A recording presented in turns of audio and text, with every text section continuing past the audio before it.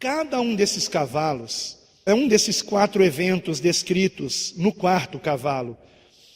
Obviamente, o 4º cavalo é exatamente o evento que está escrito no final do capítulo 8, feras da terra. Porém, existe aqui, não está exatamente numa ordem sequencial. No 4º cavalo, vejam comigo o versículo 8, Apocalipse 6:8. É muito importante que quem acompanha pela internet também esteja com a Bíblia aberta e acompanhando. Então, Apocalipse 6:8. E olhei, e eis um cavalo esverdeado, seria a tradução correta, e o que estava assentado sobre ele tinha por nome Morte, e o inferno o seguia. Esse inferno não significa que os demônios estão seguindo. Quando fala inferno, pensa-se logo nisso, né? Não é. O termo inferno é Hades. Hades, que significa exatamente o local para onde vão as almas dos mortos.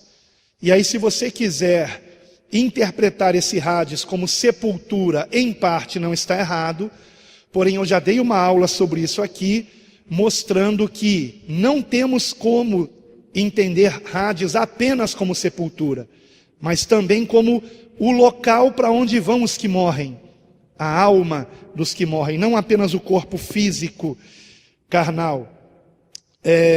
E o inferno seguia, ou seja, muita gente morrendo, é isso que está significando aqui. Uma mortandade muito grande. E foi-lhes dado o poder para matar a 4ª parte da terra. Matar como? Com esses 4 eventos. Espada, que foi mencionada, essa espada, no versículo 4, que é o cavalo vermelho. Fome, que foi mencionado no 3º cavalo, que é o cavalo preto. Por que eu sei que a fome está no cavalo preto? Por aquilo que eu já disse aqui. Porque o denário é a paga pelo trabalho de um dia. E a pessoa vai trabalhar um dia inteiro por um punhado de trigo. Ou seja, ela até vai comer, mas ela vai comer e continuar com fome. Vocês estão entendendo? E depois nós temos o último cavalo, onde ou ele significa a mortandade, que seria uma peste. Lembrando, o termo aqui mortandade no grego pode ser traduzido tanto como peste quanto como mortandade, porque geralmente ele se refere à morte por uma praga, por uma peste, né? Por aquilo que começa também com um V, né? Mas eu não posso falar. E com as feras da terra, né? Então, ou é em relação às feras da terra, ou em relação à mortandade, à peste. E aí nós ficamos entre 2 cavalos. O cavalo branco diz respeito a feras da terra, ou diz respeito a pestes? Porque vejam, o 4º cavalo diz respeito a algo que começou a acontecer com o 1º cavalo. Vocês estão acompanhando aqui comigo? E aí nós vemos claramente aqui, e aí, meus amados, eu tenho certeza que o texto está escrito desta forma, propositalmente em enigma, para que somente aqueles a quem Deus quiser seja dada a revelação, o entendimento do que está sendo dito aqui. Então, propositalmente está a palavra espada, que apareceu no 2º cavalo. A palavra espada apareceu aqui, e foi-lhe dado uma grande espada. E do que fala esse cavalo? De pessoas se matando, seja a nível de uma guerra civil, seja a nível de uma guerra entre nações, de um país contra o outro, né? E aí nós temos, então aqui foi dada a primeira deixa. Por que espada foi dito primeiro? Porque é a chave para a compreensão do restante. Ora, a espada não é o 1º cavalo, é o 2º cavalo, sim, mas no versículo 8 o Espírito Santo está nos dizendo, a palavra espada é a chave para você compreender que eu estou falando do contexto que acabou de ser mencionado, dos 3 cavalos anteriores e deste também. E nós encontramos a fome no 3º cavalo, e sobra o quê? A peste e as feras da terra. É o que sobra. Então, ou o 4º cavalo se refere às feras da terra, ou se refere à peste. Porém, veja que feras da terra foi colocado no final. Então, isso já me indica que provavelmente as feras da terra dizem respeito ao 4º cavalo. E então, sobrou para o 1º cavalo a mortandade, a peste. Agora, será que faz sentido imaginarmos que o 1º cavalo é uma peste? Vamos pensar.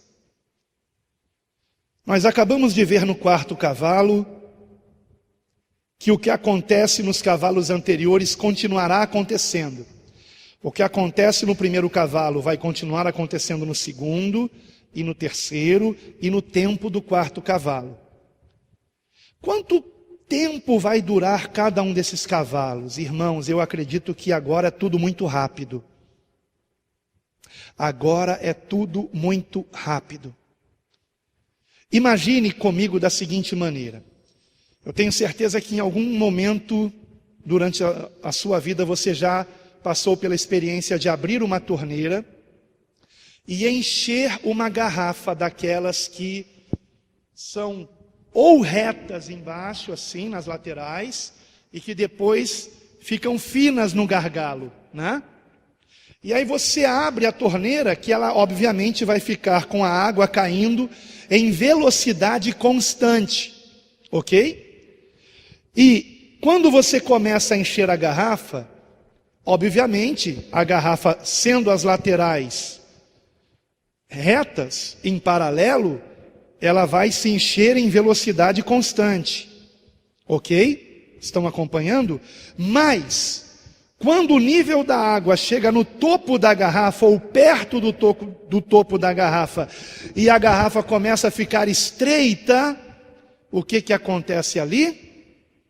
Rapidamente ela vai transbordar. E assim é.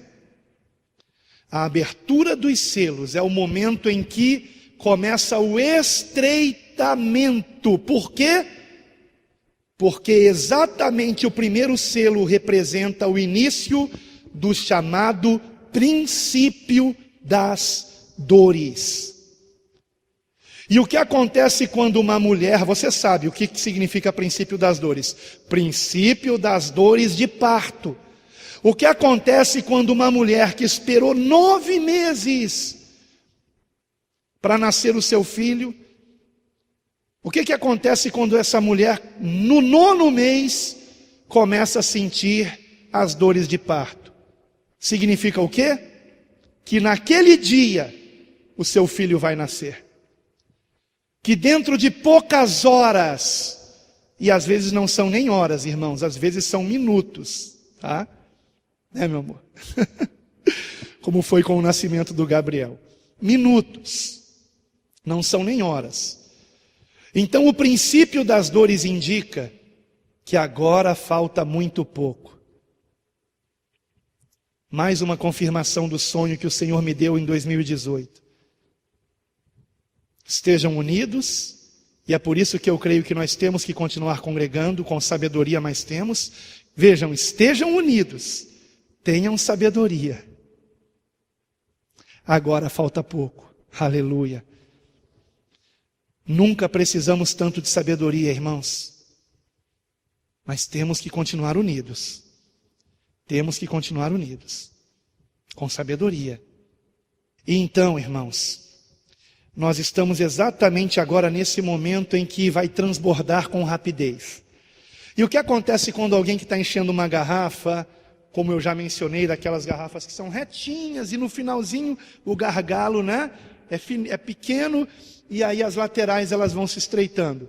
Enquanto está enchendo, você está lá distraído, né? Às vezes está até batucando, está enchendo, vai demorar para encher a garrafa. Só que quando chega perto do topo, o que você tem que fazer? Prestar atenção. Porque se você não prestar atenção, vai transbordar. E aí você vai ter o trabalho de ter que procurar um pano para secar a garrafa, secar a sua mão.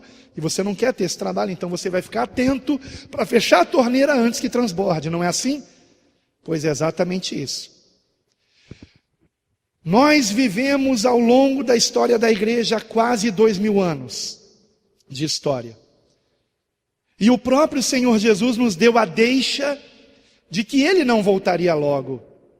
Na parábola das 10 virgens, e tardando o noivo, todas adormeceram. Ora, se passaram quase 2000 anos, desde que o Senhor ascendeu aos céus, de onde prometeu voltar. Esse primeiro cavalo, o cavalo branco, ele recebe um arco. Não é dito que ele recebe uma flecha. Tanto é que eu já li em muitos livros de escatologia e aulas de escatologia a respeito deste fato. Pessoas dizendo isso. Prestem atenção, ele recebe um arco e não recebe uma flecha, ele recebe apenas um arco. E recebe uma coroa. E o que é que a grande maioria, eu talvez não exagere em dizer todos, os que ensinam sobre esse cavalo dizem, que significa que esse cavalo diria respeito a um conquistador que vai conquistar sem derramar sangue, porque apesar dele ter o arco, ele não tem a flecha, mas ele recebe a coroa. Isso é o que a escatologia tradicional ensina. E aí, dentro dessa escatologia tradicional, duas vertentes. Os que dizem que esse cavaleiro seria o anticristo, e os que dizem que esse cavaleiro seria Cristo. E aí eu acho engraçado que tem pessoas que escrevem para mim pela internet, querendo me ensinar isso, como se eu já não soubesse. Tá? Eu não quero parecer arrogante, nem soberbo, muito menos, mas pelo amor de Deus, é claro que eu sei que há pessoas que dizem que o primeiro cavalo é Cristo, e que há pessoas que dizem que o primeiro cavalo é o anticristo.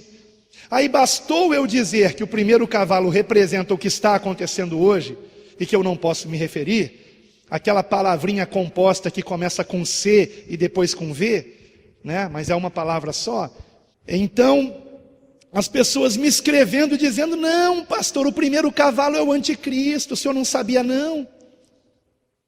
Como se eu nunca tivesse tomado conhecimento dessa linha de interpretação. E outras pessoas escrevem dizendo, não, pastor, o senhor não sabia que o primeiro cavalo é Jesus, ele que veio vencendo para vencer. Esse cavalo branco aqui, muito provavelmente, ele signifique a mortandade, a peste, que é mencionada no quarto cavalo.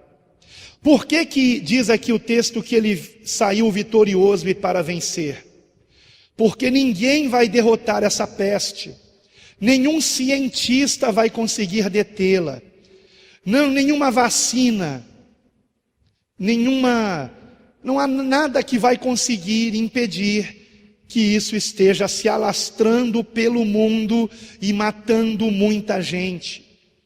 E repito, se Deus quiser que eu parta com isso, minha vida está nas mãos de Deus. Agora eu considero muito importante demais, que nós que dizemos ter fé em Cristo, de fato tenhamos fé. Não é para termos medo. Então, queridos irmãos, temos que ter esse entendimento, porque serão aulas como essa. Porque, queridos, se vocês continuarem vendo essas aulas, vocês verão claramente que nós entramos no princípio das dores, sim.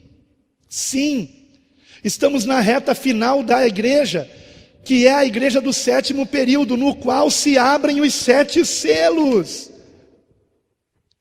Mas, segundo o meu entendimento, é muito provável, no meu entendimento, repito mais uma vez, porque vejam, se em cada 7º se abrem os outros 7, se no 7º período da igreja se abrem os 7 selos, e nos 7 selos tocam as 7 trombetas, Será que nós estamos dentre aqueles que, vejam comigo, são mencionados no versículo 16 de Apocalipse 6? Apocalipse 6:16. Será que nós estamos entre eles? Vamos ler o 15 para um melhor entendimento. E os reis da terra, começa com os poderosos, né? Com aqueles que têm dinheiro e que vão fazer isso primeiro, porque eles já têm os bunkers deles. E eu escutei dizer que eles já estão se escondendo. Olha que interessante. Apocalipse 6,15. E os reis da terra, e os grandes, e os ricos, e os tribunos, e os poderosos, e todo servo, e todo livre, se esconderam nas cavernas e nas rochas das montanhas. E diziam aos montes e aos rochedos: caí sobre nós, e escondei-nos do rosto ou da face daquele que está sentado sobre o trono e da ira do Cordeiro, porque é vindo o grande dia da sua ira, e quem poderá subsistir? E é por isso que eu digo que eu quero me dedicar ao estudo da palavra, especialmente sobre este assunto. Muito eu quero mergulhar nisso agora, irmãos. Até porque nada mais me resta fazer, né? E é a coisa mais importante que temos a estudar agora, é isso. Então vejam, o texto é muito claro, o texto diz que todos vão se esconder e vão dizer: caí sobre nós e escondei-nos da face daquele que está assentado sobre o trono e da ira do Cordeiro, porque é vindo o grande dia da sua ira, e quem poderá subsistir?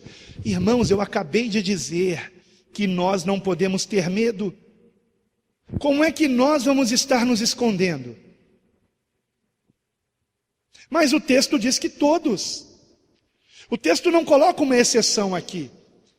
Ele não diz: mas os que são meus não farão isso. O texto não diz isso. O texto diz que todos vão se esconder.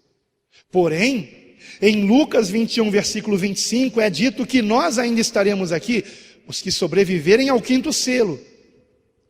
Porque no quinto selo começa a grande tribulação. A grande tribulação não começa no primeiro selo, nem no segundo, nem no terceiro, nem no quarto. Esses 4 selos são o princípio das dores. Dores que vão aumentando, não é assim com a grávida? Quando começam as contrações, essas contrações elas tendem a aumentar. E vão ser 4 as contrações. O primeiro selo, o segundo selo, o terceiro selo e o quarto selo. 4 eventos sobre a terra. O primeiro já começou, está aí. O segundo é a consequência disso. Pensem comigo, por favor. Há 10 anos atrás, um documentário foi lançado no canal History Channel, alertando que se houvesse uma pandemia e as pessoas fossem obrigadas a ficar em casa por muito tempo, a economia iria colapsar, as pessoas começariam a ficar desesperadas e muitos teriam problemas mentais. Como um médico tentou alertar numa entrevista na Rede Globo, mas ele foi cortado, e o vídeo sobre isso está no meu canal. O médico alertou que os problemas psicológicos seriam muito maiores do que os problemas por conta do que está aí, que eu não posso falar o nome. E ele foi calado, o repórter mandou ele, né? Não tem mais como prosseguir, ok, muito obrigado. Ele não podia falar aquilo, estão entendendo? Porque existe um plano para manter as pessoas em casa. Sabe o que eu vejo nesses 4 primeiros cavalos? Uma tentativa de redução populacional. Redução populacional. E é por isso que no versículo 8 é dito que, vejam comigo, e foi-lhes dado poder para matar a 4ª parte da terra. É uma permissão de Deus. Eu creio que esse V foi fabricado em laboratório. É uma suspeita que eu tenho. É uma suspeita que eu tenho. Qual a consequência das pessoas ficarem em quarentena por muito tempo? Aquele documentário que eu tentei colocar no meu canal e não consegui, ele mostra o caos social. Caos social. Agora vejam que coisa absurda. Governantes que mandam a gente ficar em casa para não pegar o vírus na rua, decidiram soltar presidiários. E queridos, são milhares de presidiários que estão sendo soltos. Pessoas que passaram pela universidade do crime, que são as cadeias. Estão sendo soltos para quê nesse momento? Nós estamos soltando porque muita gente na prisão vai fazer com que eles contraiam o vírus. Peraí, pelo amor de Deus, então vão soltar todos? Ora, o lugar mais seguro para alguém não ter um vírus é um presídio, que essa pessoa nunca vai sair dali, a menos que o governo permita, não é verdade? Então é uma coisa tão sem sentido que me faz acreditar que exista sim uma conspiração, e que não é teoria não, porque está acontecendo, eu estou vendo diante dos meus olhos. O governo manda ficar em casa, sabendo que vai quebrar a economia, e ainda solta os presidiários, que não têm trabalho, que obviamente vão querer roubar para comer, e como não tem ninguém na rua, o que eles vão fazer? Saquear os supermercados, invadir as casas. É óbvio! Mas estão todos loucos? Não, é porque há uma conspiração.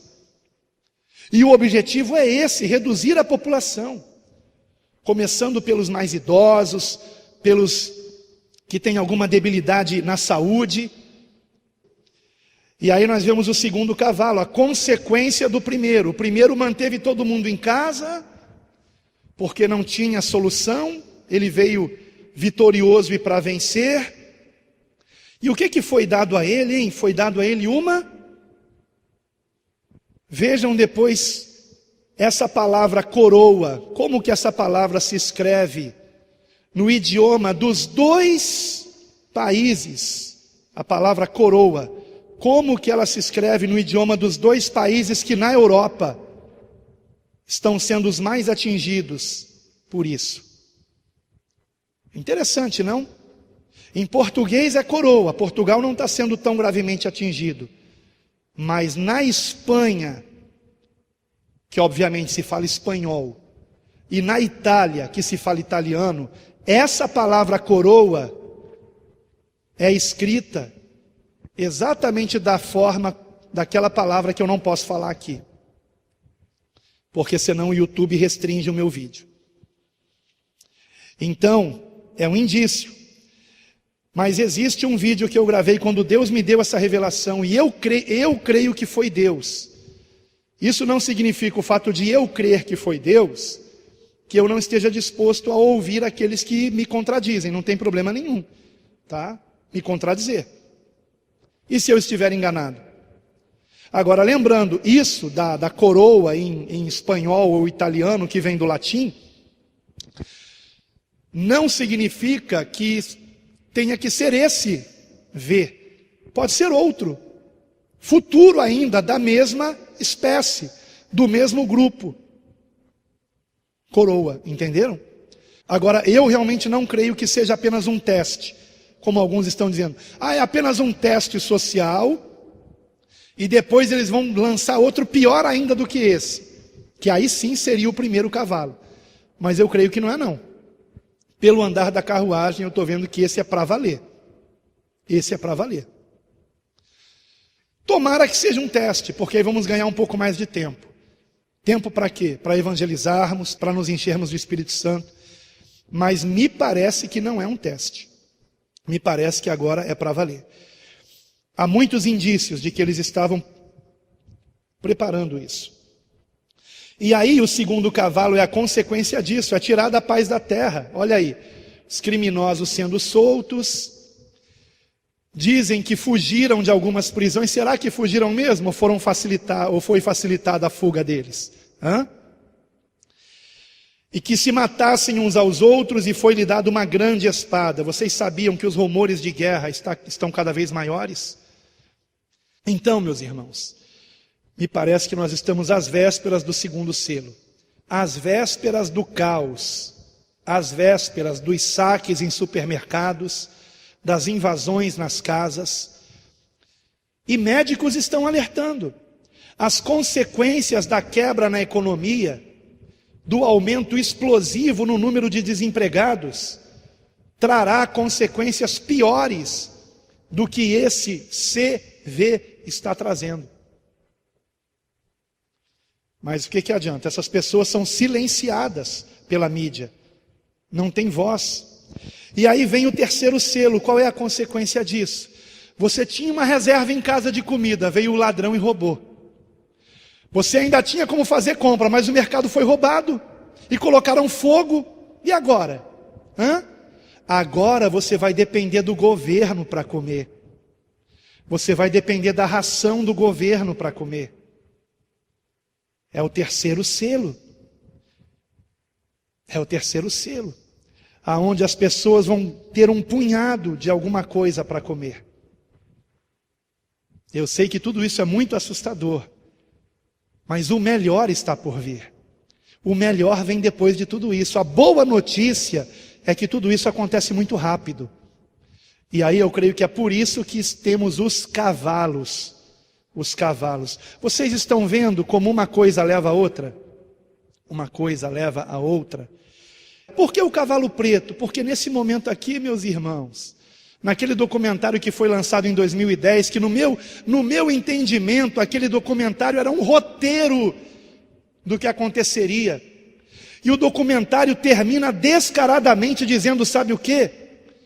Que depois de tudo isso, muitos irão morrer, mas haverá um mundo novo, com o ar mais limpo, porque não haveriam mais fábricas, não haveriam mais carros nas ruas, e uma nova sociedade mais consciente.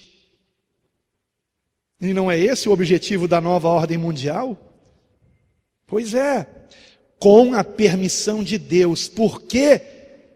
Porque assim como o povo de Israel, quando virava as costas para Deus, Deus mandava para o cativeiro, a igreja virou as costas para Jesus. Estão pintando suas paredes de preto, fazendo dos lugares de culto uma boate. Ao invés de pregar o arrependimento, estão pregando prosperidade. Agora vão passar por isso. Agora a igreja foi levada em cativeiro, em suas próprias casas. É exatamente isso que está acontecendo. Mas lembre-se, mesmo quando o povo de Deus era levado em cativeiro, sempre havia um remanescente fiel. Sempre havia homens e mulheres tementes a Deus, ainda que fossem poucos. E Deus usava alguns desses como profetas, como atalaias, para alertar e explicar por que o nosso povo está passando por isso, por que a igreja está passando por isso. Eu sabia que nós teríamos que passar por isso. Porque de Deus não se zomba, aquilo que o homem semear, isso mesmo ele colherá. Não se zomba da palavra, não se distorce a palavra. Pastores de prosperidade, vocês agora vão passar fome. Se arrependam e peçam perdão por terem distorcido a palavra de Deus. Porque até Paulo passou fome, como ele revela em Filipenses. E vocês distorcem. Quando ele disse, tudo posso naquele que me fortalece, ele estava dizendo, tudo posso suportar. Eu sei ter em abundância e eu sei passar fome, mas vocês tiram do contexto para pregar prosperidade. Vocês são os culpados do que está acontecendo agora, vocês. Deus não teria permitido, se a palavra dele não tivesse sido distorcida por vocês, que leem texto a pretexto de ensinar mentiras.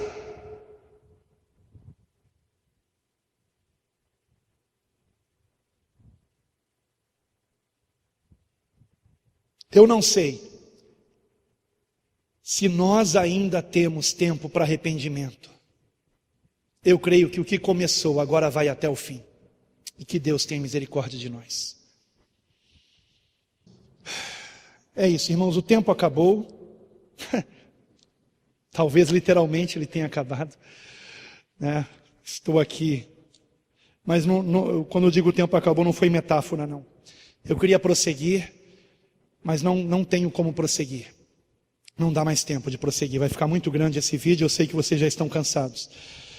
Mas eu não tive nem como entrar no paralelo disso com Mateus, e é no paralelo com Mateus que eu comprovo que nós entramos no princípio das dores. Mas atentem para o seguinte: o princípio das dores são os 4 primeiros cavalos, e a grande tribulação é a perseguição aos cristãos que ainda estiverem vivos na terra. Porque eu não tenho dúvidas, tudo isso que está acontecendo é para atingir a igreja, é para nos atingir. Só que aí, os que criaram tudo isso vão ver que nós ainda estamos vivos, mas tem muito crente vivo ainda. Então eles vão criar um meio de terem como nos prender e nos matar. Meios semelhantes ao que Kim Jong-un encontrou na Coreia do Norte, ao que Xi Jinping encontrou na China e coisas semelhantes. Meios para prender os cristãos, porque nós não vamos concordar com leis que serão impostas, e isto fará com que sejamos perseguidos, presos e mortos. E esse é o 5º selo. Mas alguns de nós vamos sobreviver até o 6º selo. Isso é revelado no sermão escatológico de Jesus, revelado claramente em Mateus 24, Marcos 13, Lucas 21. Em Lucas 21, por exemplo, e com isso nós encerramos, eu já li tantas vezes, mas é tão maravilhoso, como eu gosto desse texto, irmãos. Em Lucas 21, porque enquanto muitos estarão se escondendo nas rochas, nas montanhas, nós estaremos olhando para o céu. Oh, glória! Lucas 21, versículo 25. E haverá sinais no sol, na lua e nas estrelas. Esse é o 6º selo. E na terra, angústia das nações, em perplexidade, bramando o mar e as ondas. Eu gosto do texto que diz: por causa do bramido do mar e das ondas. Homens desmaiando de terror, na expectativa das coisas que sobrevirão ao mundo, porquanto os poderes do céu serão abalados. E esse céu aqui é o céu mesmo, é um céu astronômico. Estamos falando aqui de eventos astronômicos. E aí talvez a teoria do Nibiru seja correta. Talvez haja realmente um planeta gigante entrando no sistema solar, que vai eclipsar o Sol por algumas horas ou dias, e o Sol vai escurecer. Imagine as pessoas apavoradas, numa noite que dura dias. Talvez a suposta profecia dos 3 dias de escuridão tenha seu fundo de verdade, e eu creio que tem base nisso aqui. Agora eu não posso dizer que são 3 dias, agora cuidado com as bobagens que se dizem sobre isso. Nesses 3 dias você tem que acender uma vela branca, e você não pode olhar pela janela, porque se você olhar você vai morrer, porque demônios estarão na rua. Irmãos, o que Jesus nos ensinou sobre os demônios? Que em nome dele, do Senhor Jesus, os demônios se nos submetem. Então eu vou ter medo de demônio, irmãos? Só tem medo de demônio quem não conhece a palavra de Deus. Quem está em Cristo não tem o que temer, amados. Não tem o que temer. E aí o texto continua dizendo: e então, versículo 27, vejam como isso aqui é o 6º selo. E então verão vir o Filho do Homem numa nuvem com poder e grande glória. Ora, quando estas coisas começarem a acontecer, olhai para cima e levantai as vossas cabeças, porque a vossa redenção se aproxima. Aleluia! Oh, glória! Como eu almejo por esse dia em que o sol vai escurecer, a lua não vai dar a claridade, as estrelas começarão a cair do céu. Queridos, quando isso acontecer, não se escondam, não deem trabalho para os anjos. O Senhor virá com seus santos anjos nos buscar.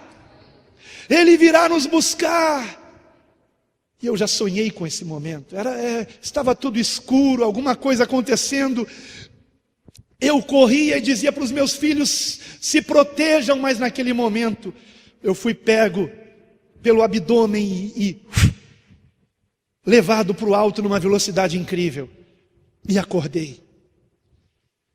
Aleluia, estamos perto desse dia, irmãos.